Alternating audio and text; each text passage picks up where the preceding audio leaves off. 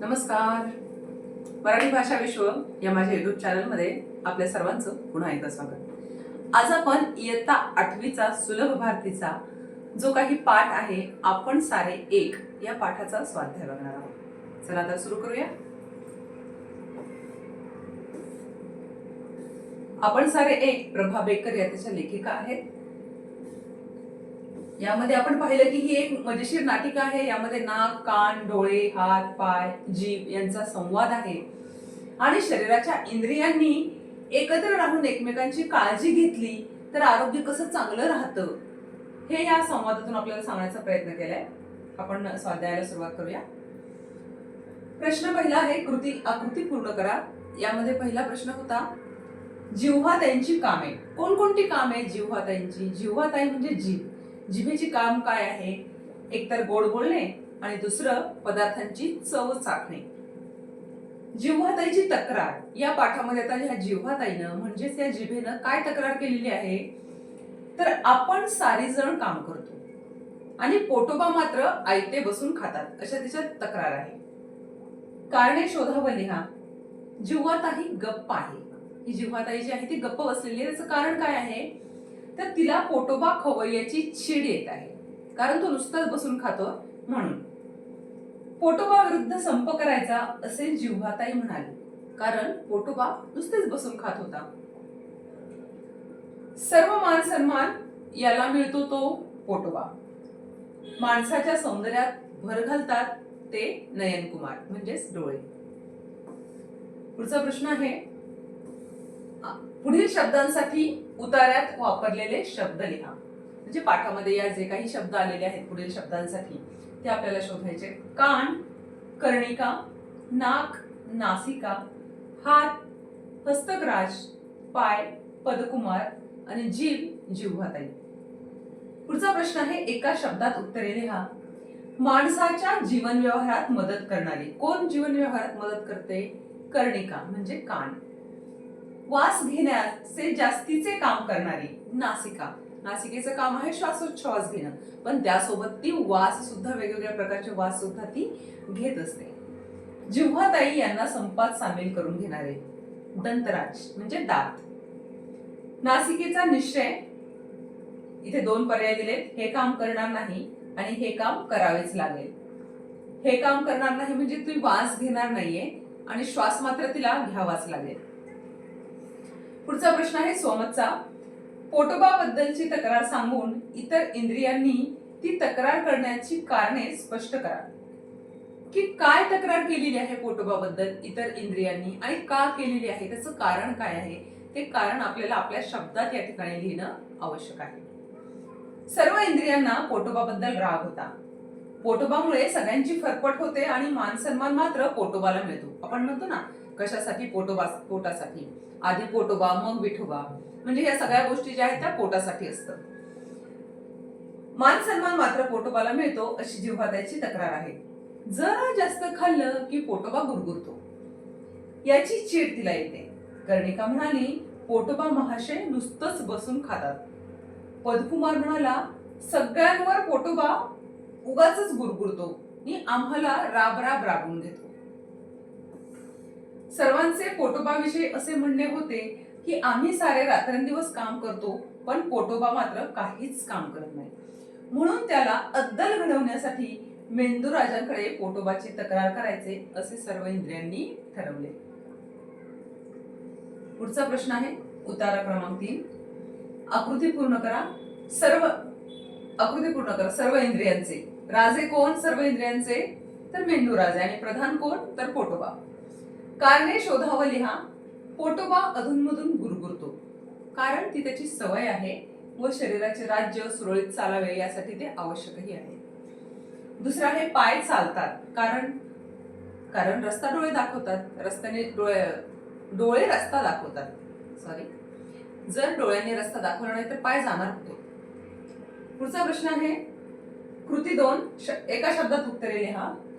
सर्वांनी ज्यांच्याकडे तक्रार केली ते. मेंदूराजे.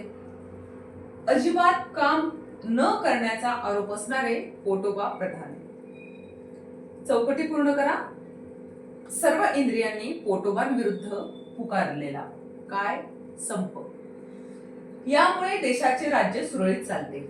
एकतेमुळे सर्वांनी यांचा जय जयकार केला. मेंदूराजांचा. मेंदूराजांकडे क्षमा मागणारे सर्व इंद्रिय. जेव्हा सर्व इंद्रियांना आपली चूक समजली त्यावेळेस सर्व इंद्रियांनी मेंदूराजांची क्षमा मागितली. योग्य पर्याय निवडून विधाने पूर्ण करा. जीवन रस मिळाला नाही म्हणून साऱ्यांचे चेहरे सुकले. आपण सारे शरीररूपी राज्याचे सेवक आहोत. आता पुढचा प्रश्न आहे तोही सोमत आहे. या आपण सगळे शरीररूपी राज्याचे सेवक आहोत या विधानाबाबत तुमचे मत स्पष्ट करा. कशा पद्धतीने आपण या शरीररूपी राजाचे सेवक आहोत हे आपल्याला या ठिकाणी लिहायचे. या नाटिकेमध्ये मेंदूराजे सर्वांना समजवतात की हे शरीररूपी राज्य आहे. यातील प्रत्येक अवयवाला नेमून दिलेलं असं काम आहे. पोट हे प्रत्यक्ष काम करताना दिसत नाही पण ते सर्व अवयवांना जीवनरस पुरवतं. त्याने जर त्याचं काम बंद केलं तर सारे अवयव नादुरुस्त होतील. हा विचार पटवताना मेंदूराजे म्हणतात की आपण सगळे शरीररूपी राज्याचे काय आहोत सेवक आहोत. म्हणजे एखाद्या जरी अवयवाने असं ठरवलं की मी काम करणार नाही तर ते शक्य होणार नाही. त्याचा त्रास जो आहे तो शरीराला होणार आहे आणि पर्यायाने त्या इंद्रियांना त्या अवयवाला सुद्धा होणार आहे. त्यामुळे आपण सगळे त्याचे सेवक आहोत. आपल्याला त्याची सेवा केलीच पाहिजे. म्हणजे जे काही काम आपल्याला शरीराने नेमून दिलेलं आहे ते काम आपल्याला या ठिकाणी करणं आवश्यक आहे. पुढचा प्रश्न आहे या ठिकाणी व्याकरणाचा प्रश्न आहे. वर्गीकरण करून तक्ता पूर्ण करा. या ठिकाणी तुम्हाला काही शब्द दिलेले आहेत. भरभर, सावकाश, पोटोबा विरुद्ध, बापरे, आणि, सतत, किंवा, कशासाठी, पोटोबामुळे, स्वयंपाकघरापर्यंत, तुमच्याबद्दल, अथवा, सबब. अबब हे शब्द आहेत. आता काय करायचं या शब्दांचं तर या ठिकाणी अव्यय दिलेले आहेत. क्रियाविशेषण अव्यय, शब्दयोगी अव्यय, उभयान्वयी अव्यय आणि केवळ प्रयोगी अव्यय. हे जे काही 4 अव्ययांचे प्रकार आहेत शब्दांच्या जातीमधील तर ते आपल्याला वर्गीकरण करायचे, क्लासिफिकेशन करायचे, म्हणजेच वर्गीकरण करायचे की कोणता अव्यय आहे, या शब्दांमधला कोणता अव्यय कोणत्या चौकटीमध्ये बसणार आहे. तर आपण बघूया. क्रियाविशेषण अव्यय यामध्ये आहे भरभर, सावकाश, सतत, कशासाठी. शब्दयोगी अव्यय पोटोबा विरुद्ध, कशासाठी. या ठिकाणी क्रियाविशेषण अव्ययामध्ये कशासाठी हा पर्याय येणार नाहीये. फक्त भरभर, सावकाश आणि सतत येणार आहे. शब्दयोगी अव्ययामध्ये पोटोबा विरुद्ध, कशासाठी, पोटोबामुळे, स्वयंपाकघरात आणि तुमच्याबद्दल. उभयान्वयी अव्ययामध्ये आणि, किंवा, अथवा. आणि केवळ प्रयोगी अव्ययामध्ये बापरे, अबब. पुढील वाक्यातील उद्देश व विधेय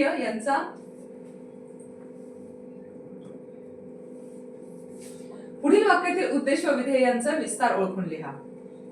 उद्देश वाक्य आहे नेहमी मी माणसाच्या सौंदर्यात भर घालतो. उद्देश आहे मी, विधेय घालतो. उद्देश विस्तार नेहमी आणि विधेय विस्तार माणसाच्या सौंदर्यात भर. पुढील वाक्यांचा प्रकार ओळखा. एवढी उदास का बरे झाले आहेस, प्रश्नार्थी वाक्य. सध्या फिरस्तीची ड्युटी आहे ना, उद्गारार्थी वाक्य. या ठिकाणी उद्गारवाचक चिन्ह आलं तर उद्गारार्थी वाक्य, प्रश्नार्थ चिन्ह आलं तर प्रश्नवाचक. पोटोबामुळे आपली फरफट होते, विधानार्थी वाक्य. हे विधान आहे. मेंदूराजेंकडे तक्रार करा, आज्ञार्थी वाक्य. शब्द संपत्ती जोड शब्द पूर्ण करा. रात्रंदिवस, मान, मान सन्मान. समानार्थी शब्द लिहा. पूजा, उपासना, प्रार्थना. कसूर, गुन्हा. कर्ण, कान, वास, गंध. विरुद्धार्थी शब्द आहे इकडे, तिकडे, खरे, खोटे, उलट, सुलट, गोड, कडू, चांगली, वाईट, सेवक, मालक. तो, ती, ते लिहा. म्हणजेच आपल्याला या ठिकाणी लिंग लिहायचे आहेत.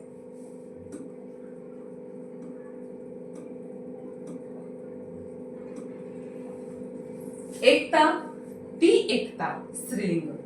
सेवक, तो सेवक, पुल्लिंग. राज्य, ते राज्य, म्हणजेच नपुंसकलिंग. हा प्रश्न राहिला आपला. तो, ती, ते लिहा. जीभ, ती, हात, तो, कार्य ते, पोट ते, तक्रार ती आणि दात ते. आता या ठिकाणी एकवचन आणि अनेकवचन लिहायचे. एकवचन आहे सवय, त्याचं अनेकवचन येईल सवयी. तक्रार तक्रारी, राज्य राज्ये, चेहरा चेहरे. लिंग बदला. राजा राणी, साहेब साहेबीण. कुरकुर सारखे दोन शब्द लिहा. गुरगुर भुरभुर. सौंदर्य सारखे दोन शब्द लिहा. शौर्य धैर्य. पुढचा प्रश्न आहे शब्दांचा योग्य क्रम लावून अर्थपूर्ण वाक्य बनवा. म्हणजे या ठिकाणी शब्दांचा क्रम असा अस्ताव्यस्त विस्कळीत करून टाकलेला आहे आणि आपल्याला तो व्यवस्थितपणे शब्दक्रम लावून त्याचं वाक्य व्यवस्थित तयार करायचं आहे. सारेच अवलंबून आपण आहोत एकमेकांवर. सारेच अवलंबून आपण आहोत एकमेकांवर. त्याचा अर्थ व्यवस्थित लागत नाहीये. सुरळीत आपण हे वाक्य करूया. आपण सारे एकमेकांवर अवलंबून आहोत. पुढचं वाक्य. नाही जगू घेतल्याशिवाय शकत माणूस श्वास. नाही जगू शकत घेतल्याशिवाय माणूस श्वास. श्वास घेतल्याशिवाय माणूस जगू शकत नाही. पुढचं आहे लेखन नियमानुसार अचूक शब्द ओळखा. आता या ठिकाणी आपल्याला 4 शब्द दिलेले आहेत. त्यातला एक शब्द जो आहे तो शुद्ध लेखनाच्या दृष्टीने बरोबर आहे, म्हणजे शुद्ध आहे, आणि बाकीचे अशुद्ध आहेत. तर तो जो काही शुद्ध शब्द आहे तो आपल्याला ओळखायचा आहे. शरीर रूपी, शरीर रूपी. रीला दुसरी वेलांटी आणि पीला दुसरी वेलांटी. स्वयंपाक हे शेवटचा शब्द आहे, स्वयंपाक. त्यानंतर जीवन, जला दुसरी वेलांटी आणि नळाचा जीवन. सुरळीत. सुला पहिला उकार आणि ळीला दुसरी वेलांटी, सुरळीत. पुढचा प्रश्न आहे विरामचिन्हाचा. पुढील वाक्यात योग्य विरामचिन्हे घाला. तो म्हणेल तेवढंच खायची सक्ती असते माझ्यावर. या ठिकाणी काय आहे? उद्गारवाचक चिन्ह आलेलं आहे. हो हो आमची तयारी आहे. हो हो नंतर स्वल्पविराम आहे आणि आमची तयारी आहे नंतर पूर्णविराम आहे. शेवटचा प्रश्न आहे वाक्प्रचारांचा. योग्य अर्थाचा पर्याय निवडा. फरफट होणे, गैरसोय होणे, अद्दल घडणे, शिक्षा होणे, कुरकुर करणे, तक्रार करणे, क्षमा करणे, माफ करणे. हा जो स्वाध्याय आहे आपण सारे एक आहोत, हा स्वाध्याय या ठिकाणी संपलेला आहे. आपण सारे सुद्धा एक आहोत. त्यामुळे माझ्या चॅनलला लाईक करा, सबस्क्राईब करा, शेअर करा आणि असेच वेगवेगळे अजून व्हिडिओ जे मी टाकत आहे ते बघत चला. धन्यवाद.